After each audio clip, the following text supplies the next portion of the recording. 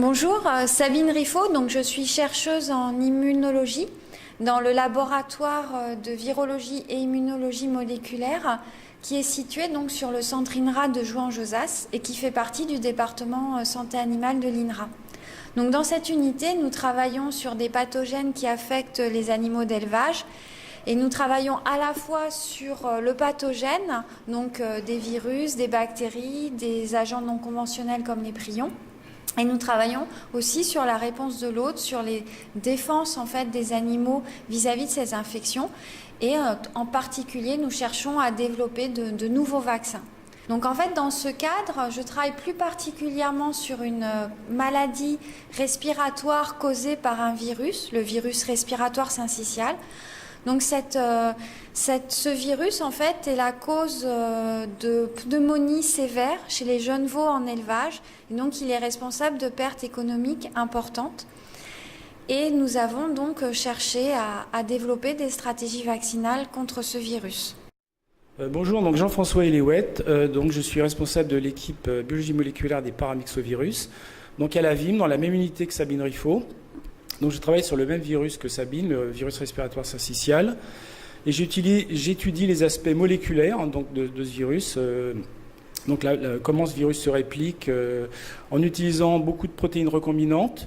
Donc ces protéines recombinantes nous permettent à la fois d'essayer de développer des molécules qui vont inhiber, qui vont bloquer le virus, donc des antiviraux, et également d'essayer de développer des nouvelles approches vaccinales en utilisant ces protéines recombinantes.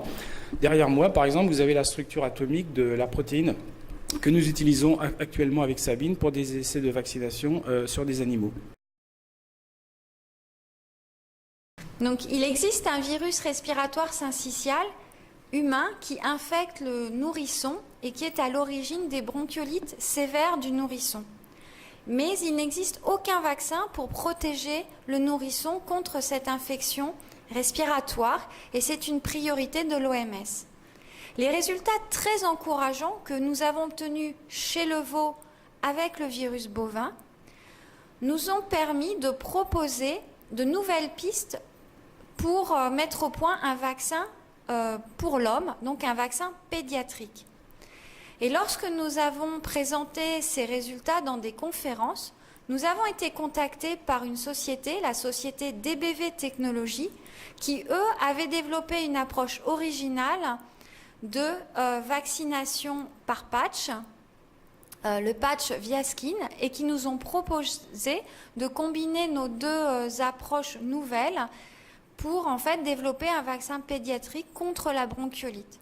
Donc l'idée du projet était de développer, de mettre en fait nos protéines sur les patchs et de voir en fait si une vaccination par patch était possible et permettait de protéger contre ce virus. Donc le projet sur le développement d'un vaccin pédiatrique est donc en cours, mais on continue à s'intéresser à la valorisation du vaccin pour les bovins. Et pour cela, comme notre unité fait partie de l'Institut Carnot en santé animale, nous avons l'opportunité de participer aux rencontres en santé animale et j'aimerais à cette occasion pouvoir présenter nos derniers résultats à des industriels de la santé vétérinaire.